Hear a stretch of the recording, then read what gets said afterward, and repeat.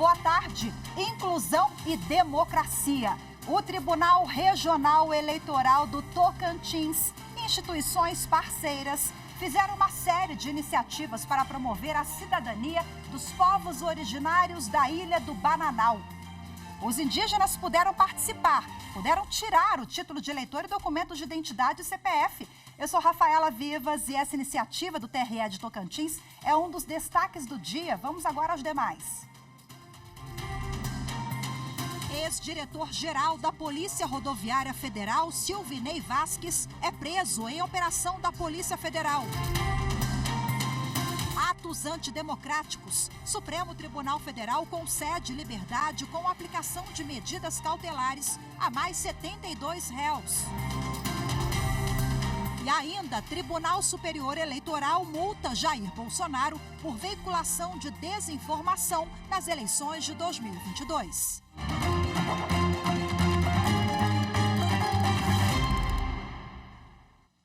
O Supremo Tribunal Federal autorizou uma operação que investiga o suposto uso da máquina pública para tentar interferir no resultado da última eleição presidencial disputada em outubro do ano passado. O ex-diretor-geral da Polícia Rodoviária Federal, Silvinei Vasques, foi preso em Santa Catarina.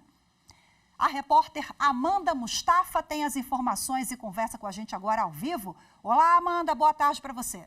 Oi, Rafaela, boa tarde para você, boa tarde a todos. Silvinei Vasques, ele foi preso hoje pela manhã em Florianópolis e vai chegar aqui em Brasília daqui a pouquinho, onde vai prestar depoimentos na Superintendência da Polícia Federal. Depois disso, Rafaela, ele vai ser encaminhado a uma unidade de detenção. A prisão dele foi autorizada pelo Supremo porque Silvinei estaria tentando interferir nas investigações, inclusive influenciando depoimentos de colegas. Segundo as investigações, a Polícia Rodoviária Federal teria intensificado a realização de blitz no dia 30 de outubro, a data do segundo turno das eleições, em estradas do Nordeste, onde o número de eleitores do presidente Lula era maior. O objetivo seria atrapalhar, dificultar a chegada dessas pessoas aos locais de votação. E, à época, Silvinei Vasques era o diretor-geral da Polícia Rodoviária Federal. Em depoimento ao Senado, ele negou essas acusações. Além da prisão preventiva de Silvinei, policiais federais cumprem 10 mandados de busca e apreensão nos estados de Santa Catarina, no Rio Grande do Sul, no Rio Grande do Norte e também aqui no Distrito Federal. Entre os crimes investigados estão o de prevaricação, que é quando um servidor público ele deixa de praticar um ato que deveria, e também crime de violência política. A gente segue acompanhando. Eu volto com você, Rafaela. Boa tarde. Muito obrigada. Boa tarde mais uma vez para você também, Amanda. Tchau, tchau. O Supremo Tribunal Federal concedeu liberdade com aplicação de medidas cautelares a mais 72 réus envolvidos nos atos antidemocráticos do dia 8 de janeiro. Desde o início da semana, mais de 160 pessoas receberam a mesma concessão. A reportagem é de Carolina Chaves. A decisão foi do ministro do Supremo Tribunal Federal, Alexandre de Moraes, que entendeu que, em razão do fim da fase de coleta de provas e de comprovação de dados, não há mais risco de prejudicar a investigação. Desde o início desta semana, o ministro Alexandre de Moraes concedeu um total de 162 liberações, sendo 100 homens e 62 mulheres. Essas pessoas devem cumprir medidas cautelares, como proibição de se ausentar da comarca, recolhimento domiciliar noturno e nos finais de semana, uso de tornozeleira e proibição de sair do país. Atualmente estão presas 128 pessoas, parte delas foi detida nos dias 8 e 9 de janeiro após os atos e a outra foi presa em operações policiais realizadas nos últimos meses. Todos os réus foram denunciados pelo Ministério Público Federal e respondem por 7 crimes previstos no Código Penal, entre eles o de associação criminosa armada, abolição violenta do Estado Democrático de Direito, golpe de Estado e dano qualificado pela violência e grave ameaça. Na próxima segunda-feira, dia 14, começam a ser analisados no plenário virtual do Supremo mais 70 denúncias apresentadas pela PGR relacionadas aos ataques ao STF, Congresso Nacional e Palácio do Planalto. Se as denúncias forem aceitas, os 70 denunciados viram réus e passam para a fase de coleta de provas e de depoimentos, para que o STF decida se serão condenados ou absolvidos. Começou nesta quarta-feira, em Santa Catarina, o júri popular do acusado de matar 3 crianças e 2 professoras de uma creche em Saudades, no oeste do estado, em maio de 2021. O julgamento ocorre no Fórum de Pinhalzinho, cidade vizinha de onde aconteceu o crime. E a previsão é que se estenda por pelo menos 3 dias. O homem, que está preso preventivamente desde o dia da chacina, é acusado de 5 homicídios e 14 tentativas de homicídio contra crianças e funcionários que estavam na creche.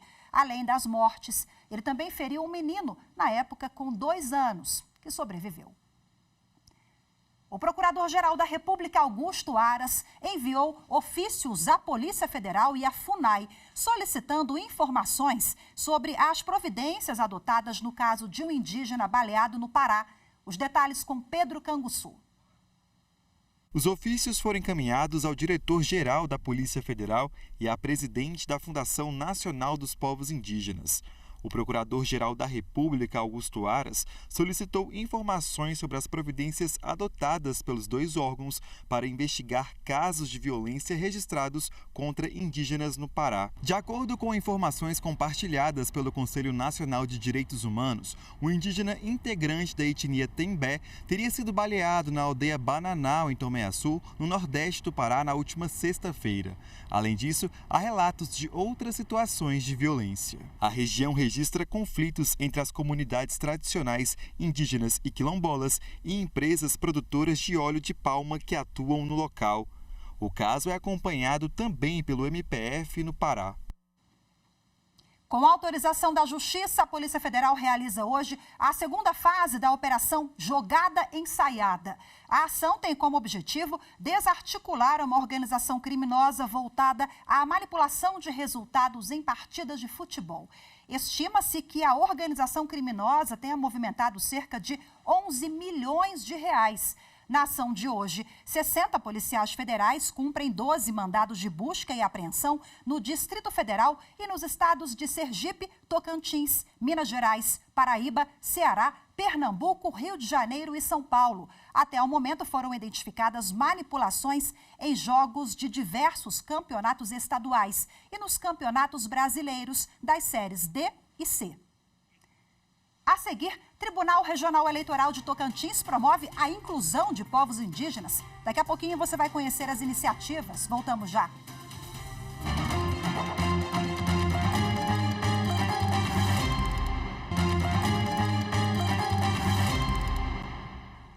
A Justiça do Rio de Janeiro tornou réu o humorista Márcio Smelling. Ele é acusado por assédio sexual por 3 mulheres que trabalharam sob sua chefia no núcleo de humor da TV Globo. A decisão é da juíza Juliana Benevides de Barros Araújo, que aceitou a denúncia do Ministério Público do Rio de Janeiro. Uma iniciativa do Tribunal Regional Eleitoral do Tocantins garante a povos originários e tradicionais do Estado o pleno exercício de direitos de cidadania. A ação realizada na Ilha do Bananal envolve instituições parceiras e oferece serviços como emissões de documentos, assistência jurídica e até atendimento médico a comunidades indígenas. Amanda Mustafa conta pra gente.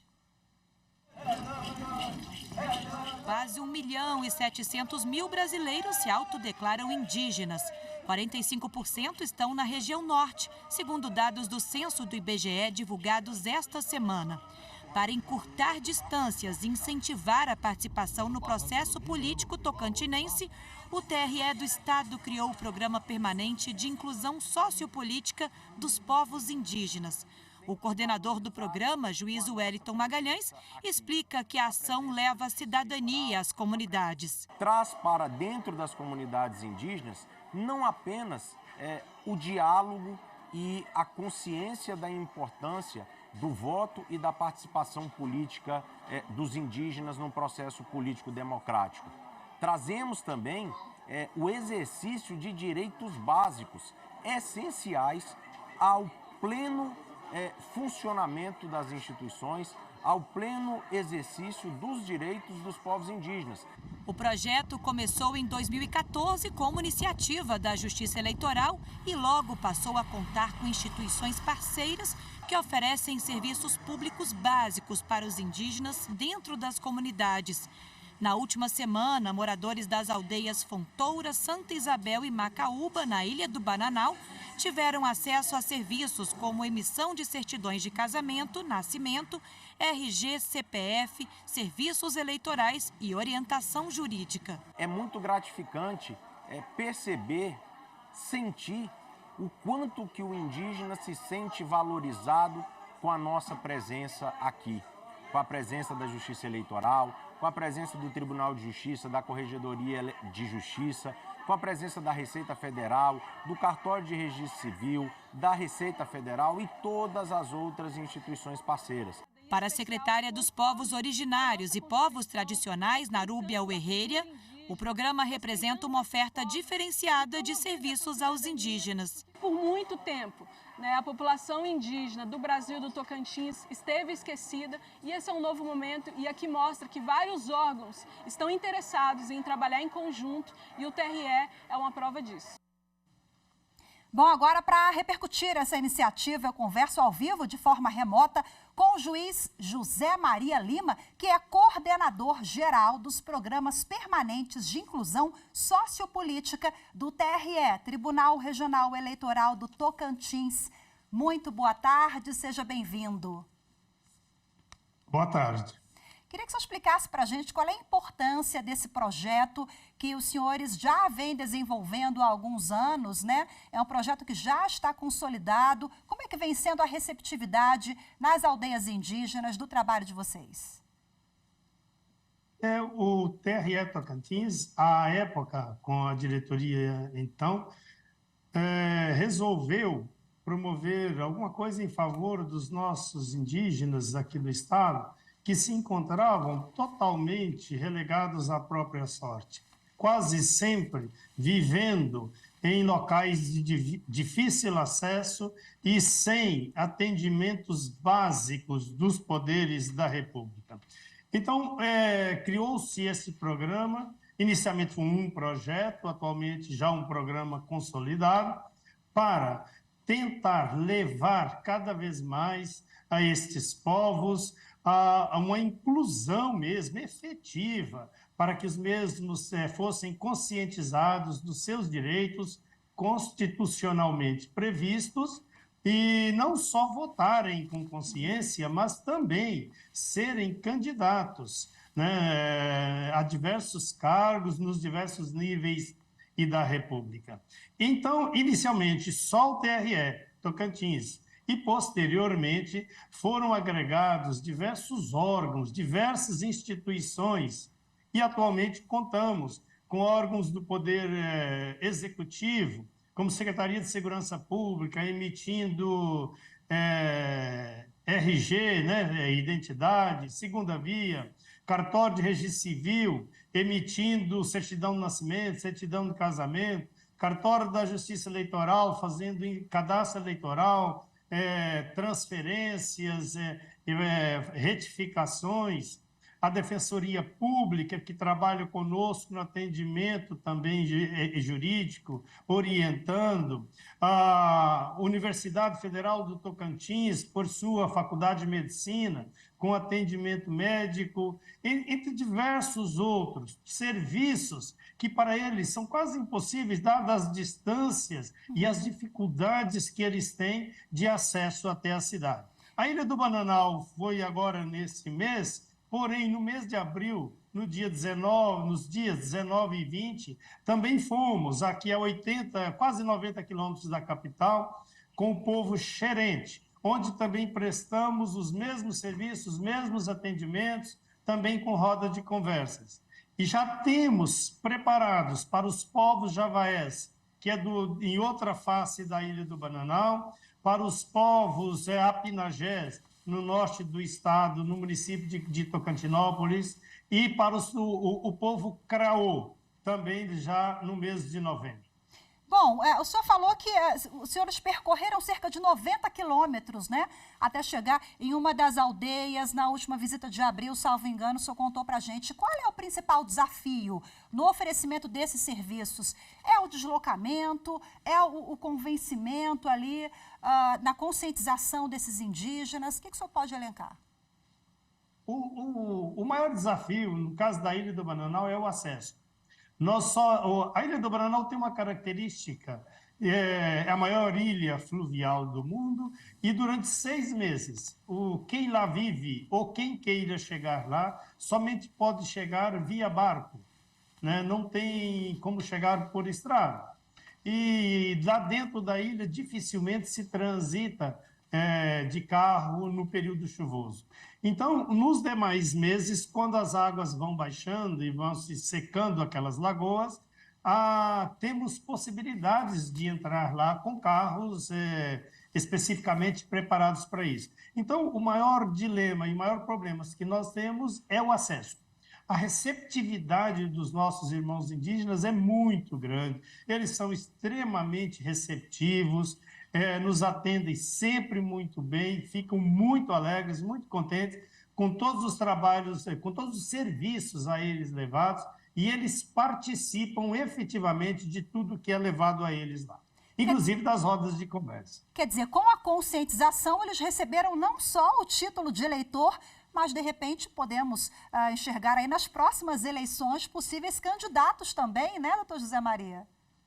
Sim, nós já temos resultado desse trabalho, candidatos já a vereador, por exemplo, que já foram eleitos, incentivados por esse trabalho, e estamos querendo, pelo menos a nossa intenção é aumentar a cada dia essa participação deles. E aqui eu abro um parênteses para dizer, não são só os indígenas, também temos um trabalho com os jovens eleitores do futuro, Mulher Mais Democracia, e também a pleno vapor o trabalho com os remanescentes de quilombos, os quilombolas, para que eles também sejam conscientizados na defesa dos seus direitos e a participarem mais, não só como eleitores, mas também como candidatos. Perfeito, são programas permanentes, né, de inclusão sociopolítica do TRE. Parabéns pelo trabalho de vocês, viu?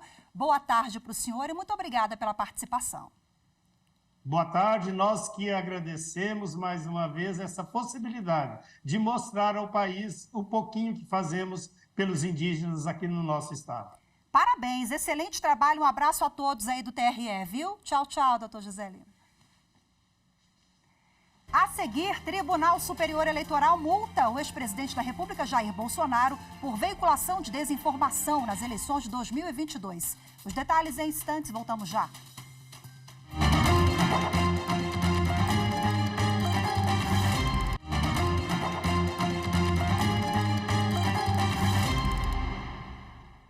O plenário do Supremo deve retomar hoje o julgamento das ações que discutem a implantação do juiz das garantias. As informações com a repórter Marta Ferreira. A figura do juiz das garantias foi introduzida no Código de Processo Penal pela Lei 13.964 de 2019, no chamado pacote anticrime. O juiz das garantias atua apenas na fase de inquérito. Ele autoriza buscas e quebras de sigilo, por exemplo. A atuação do juiz das garantias termina quando ele decide se aceita eventual denúncia apresentada pelo Ministério Público. Caso seja aceita, é aberta uma ação penal, na qual passa a atuar outro juiz, que ficará encarregado de conduzir o processo até a sentença. 4 ações diretas de inconstitucionalidade questionam o modelo no Supremo. Os autores das ADIs alegam, entre outros pontos, que a implantação do juiz das garantias deveria ocorrer por meio de lei de iniciativa dos tribunais e não do Congresso. Também apontam violação dos princípios do juiz natural e da igualdade. O relator é o ministro Luiz Fux. Ele considerou as ações parcialmente procedentes no sentido de que alguns dispositivos sejam interpretados com base na Constituição Federal. Sobre a possibilidade da realização de audiência de custódia por videoconferência, Fux a considerou um meio apto para verificar a integridade do preso e garantir seus direitos, e ressaltou que o seu uso é garantido pela legislação brasileira há tempos e agiliza a tramitação dos processos. Para ele, não aceitar essa modalidade de audiência é um retrocesso. Já a exigência de audiência pública e oral para a prorrogação de medidas cautelares e de nova audiência para decidir sobre a produção antecipada de provas foi considerada inadequada pelo relator. Outra questão analisada foi a liberação automática do preso se a investigação não for concluída após a prorrogação de 15 dias. No entendimento do relator, é necessário haver prazos mais amplos para oferecer a denúncia e não é razoável que a prisão seja relaxada automaticamente nessas situações.